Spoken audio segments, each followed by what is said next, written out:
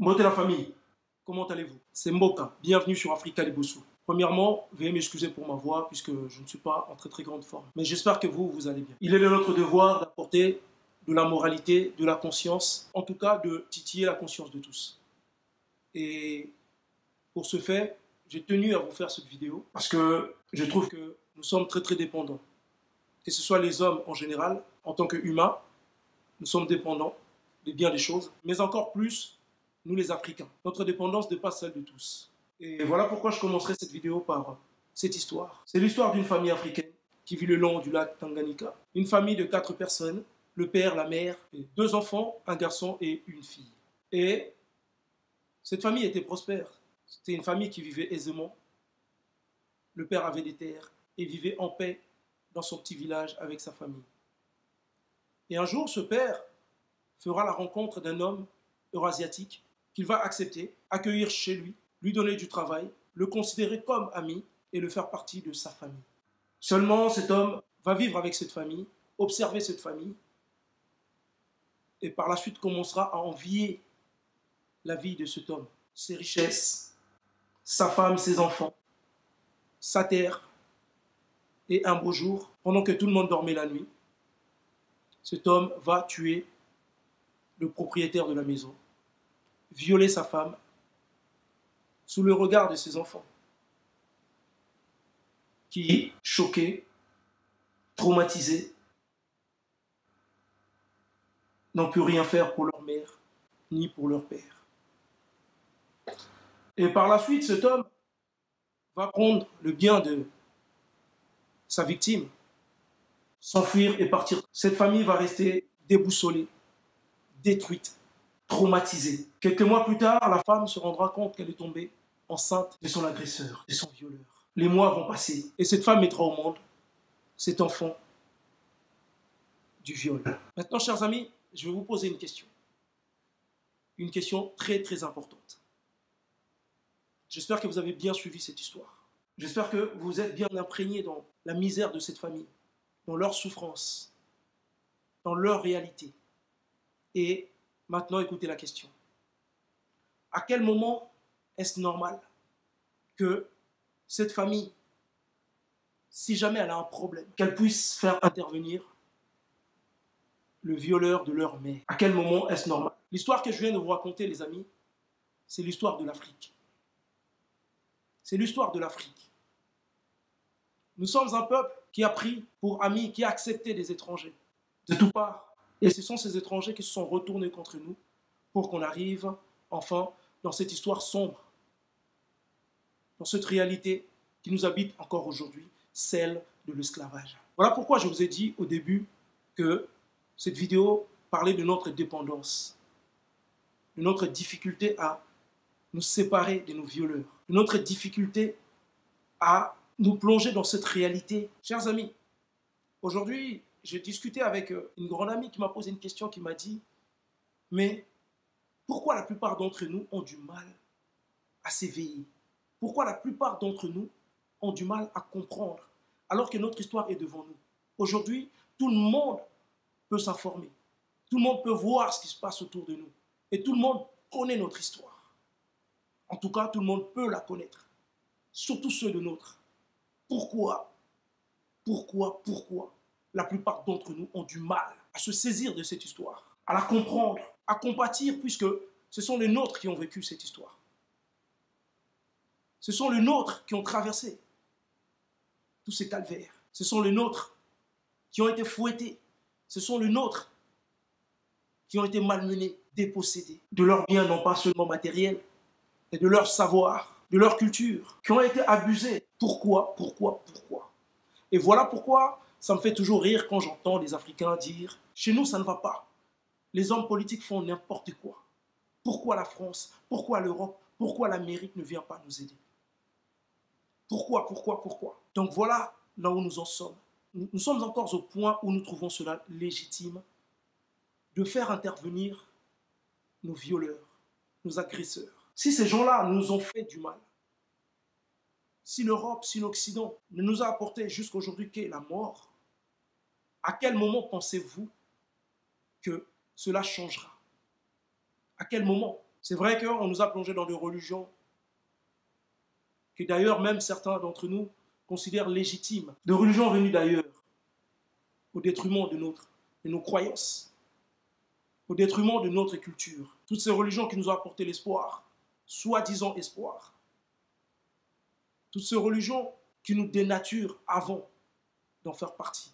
Eh oui, dans toutes ces religions venues d'ailleurs, remarquez, vous allez voir que lorsque vous y adhérez, vous devez changer votre appellation, vous devez parler dans une autre langue, et tout ce qu'on vous dit dedans, tout ce que relatent ces écrits, n'ont rien de naturel avec votre culture, n'ont rien de normal, n'ont rien de complémentaire avec votre culture, avec votre réalité. Et on aura beau prier comme on veut, on aura beau crier comme on veut, si nous ne comprenons pas notre problème, si nous ne comprenons pas que c'est de nous qu'il s'agit, et c'est à nous de faire quelque chose.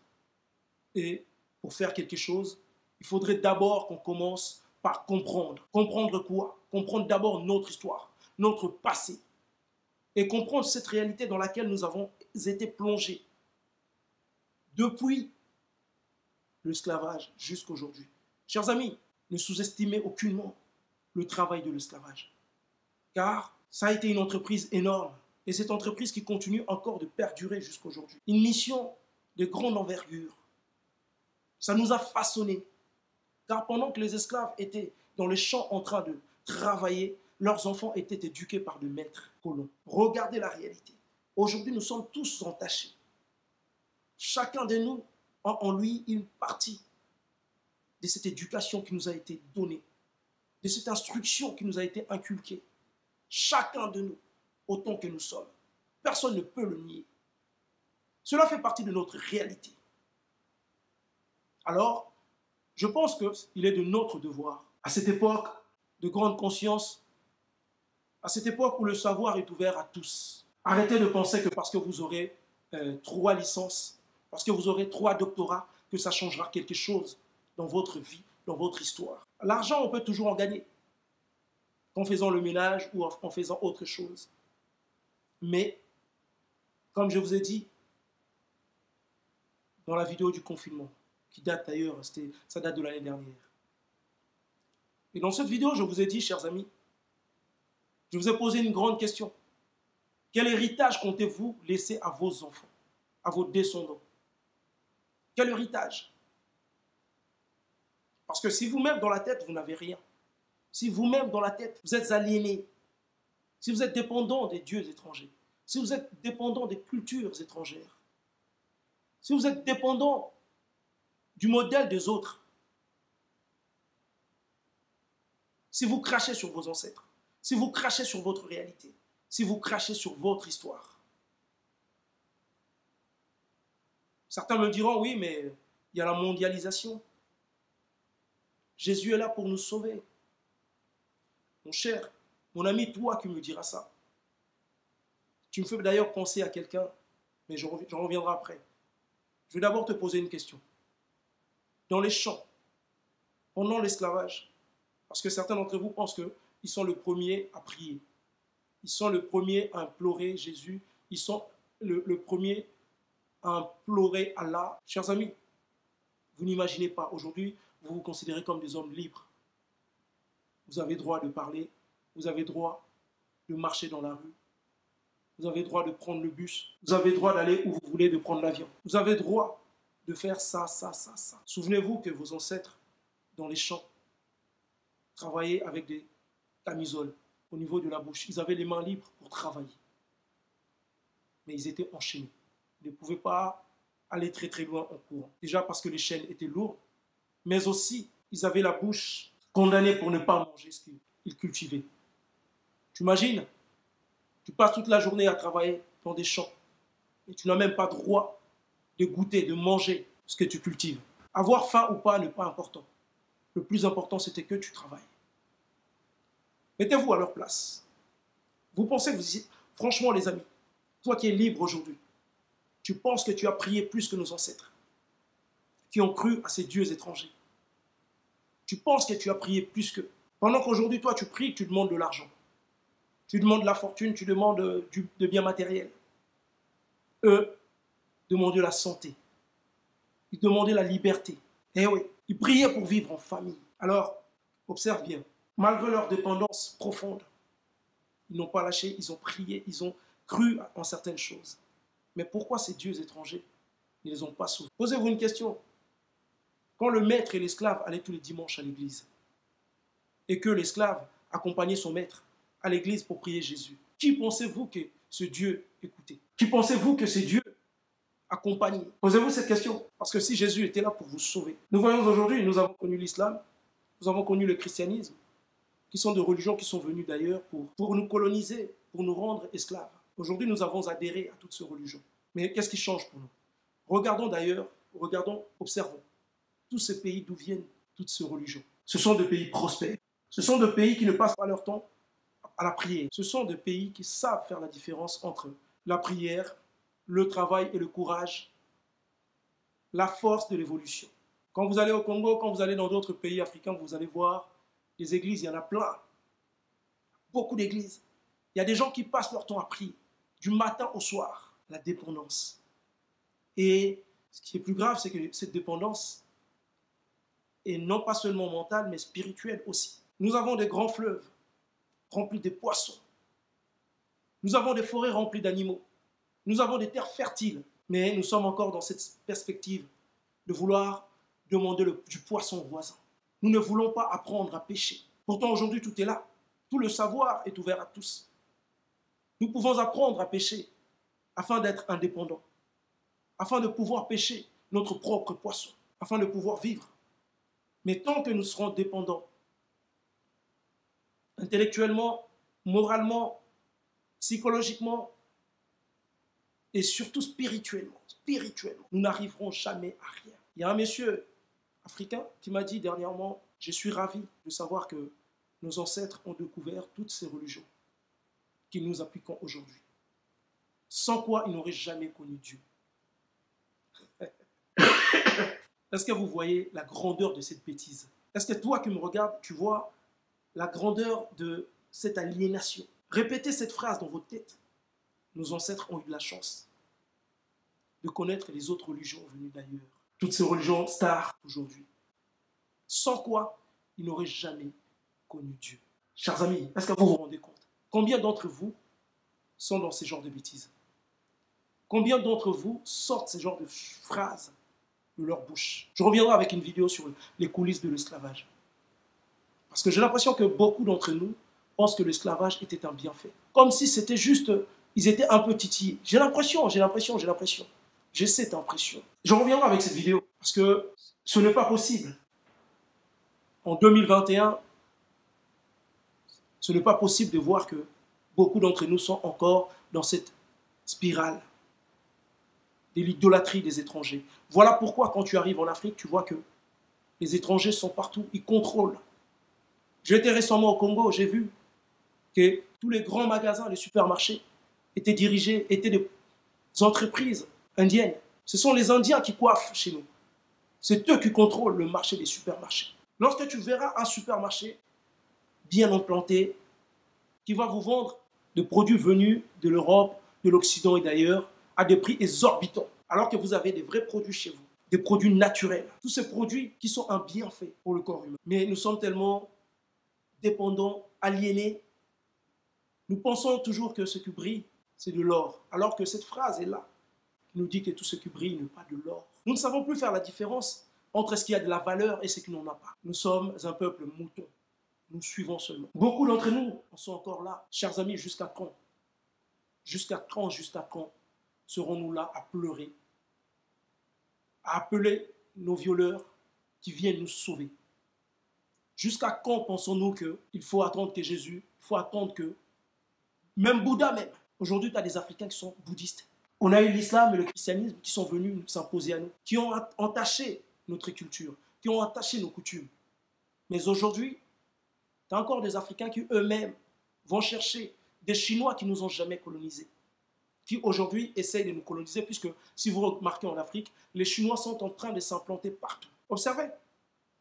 Certains d'entre vous, Dans leur village, quand ils y vont, ce sont des Chinois qui dirigent leur village. Et j'ai même vu une vidéo récemment où, dans un village en Afrique, les Chinois sont venus, se sont implantés, ont acheté des terres et ont commencé à construire, à faire de grands champs, de grandes plantations. Ce même produit qu'ils vendent aux Africains. Et dans ce village, ces Africains qui, eux, travaillent pour ces Chinois, la main-d'œuvre, appellent ces Chinois des dieux blancs. Aïe, aïe, aïe, aïe. Je reviendrai très prochainement avec une vidéo qui va nous parler de l'éducation. Notre spiritualité aujourd'hui a besoin aussi d'être rappelée à l'ordre. Et pour cela, l'éducation a un grand rôle en Afrique. L'éducation a un grand rôle, comme dans tous les pays du monde, comme dans toutes les civilisations. Nous devons apprendre à nos enfants, nous devons apprendre l'histoire de la Chine. Il n'y a pas si longtemps, la Chine n'était pas la Chine d'aujourd'hui. Ce n'était pas une grande puissance. Ils ont su travailler, chers amis. Ils n'ont pas prié. Non, ils n'ont pas prié. Ils n'ont pas prié. Ils ont travaillé. Ils avaient compris l'importance du travail. Ils ont travaillé pour s'en sortir. Et aujourd'hui, qui sont forts, ils se permettent aussi d'aller. Ils savent que l'Afrique est fertile. Ils savent que l'Afrique a tout. Ils savent que l'Afrique peut se survivre elle-même. C'est le seul continent qui peut se survivre à elle-même. L'Afrique n'a pas besoin de dépendance, chers amis. Cher Africain, toi qui me regardes, tu n'as pas besoin d'être dépendant. Tu n'en as pas besoin. Tu viens d'un coin qui est très très riche en toutes choses. Aujourd'hui, en toutes choses, l'Afrique est riche, sauf en connaissance, en éducation et en spiritualité. C'est ça. L'Afrique aujourd'hui n'est pas riche en conscience. La conscience est en train de monter, mais à petit feu. Parce que nous avons aussi des frères, nous avons aussi des Africains qui sont là pour nous empêcher d'avancer. Alors il est du devoir de tout un chacun. Alors il est du devoir de tout un chacun, autant que nous sommes.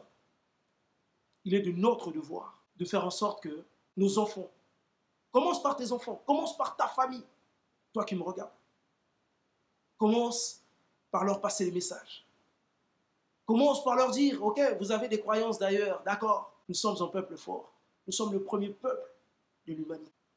J'entends des fois certains dire, oui, Dieu n'est pas feignant, Dieu n'est pas feignant. Oui, mais vous qui êtes à l'image des dieux, ben oui, vous êtes le premier peuple sur terre. Et dans certains écrits, nous voyons, c'est bien écrit que Dieu créa l'homme à son image. Donc si tu es le premier homme qui a été créé, c'est toi qui es à l'image de Dieu. Voilà pourquoi tu es fort.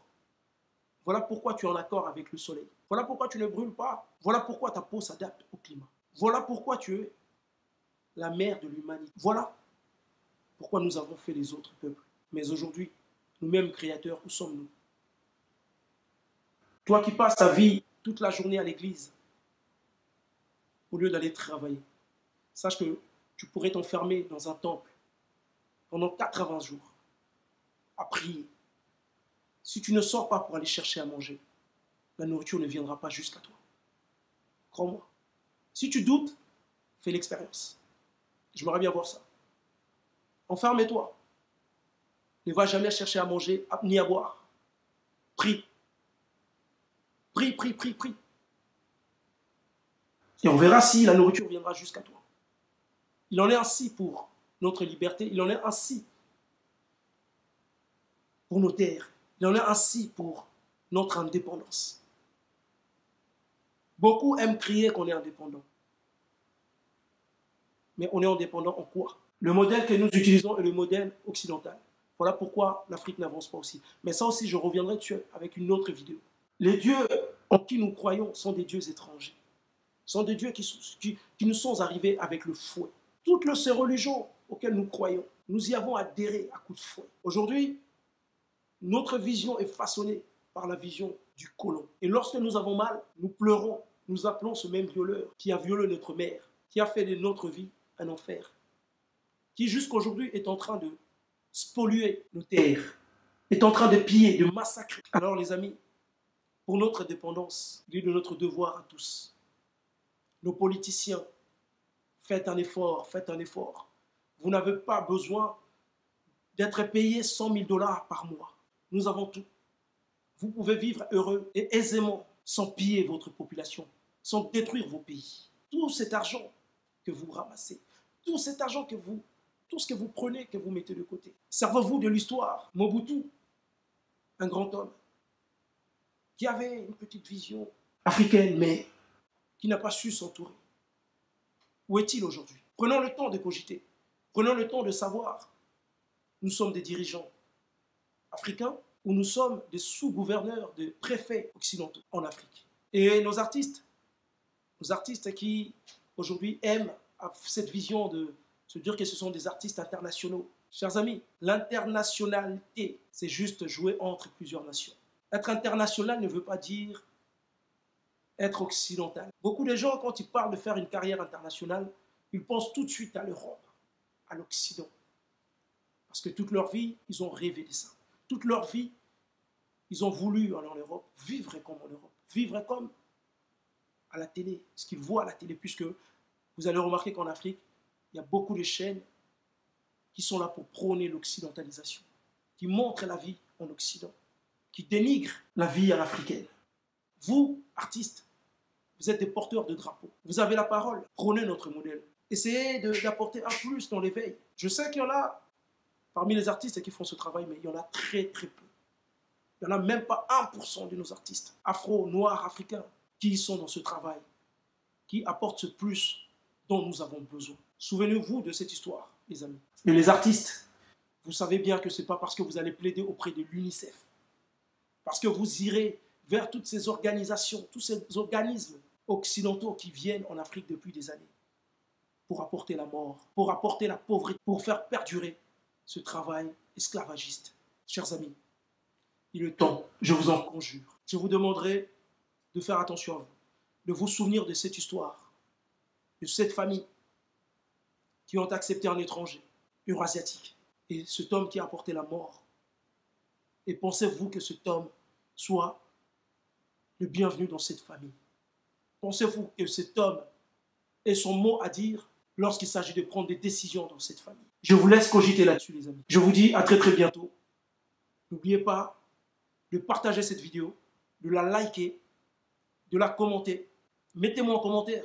Dites-moi que pensez-vous de cette vidéo. Que pensez-vous de notre dépendance à nous les Africains, à nous les Afros, au peuple noir? Dites-moi qu'est-ce que vous en pensez. Et je vous retrouve très très bientôt sur votre chaîne Africa Liboso, Toza Elongo.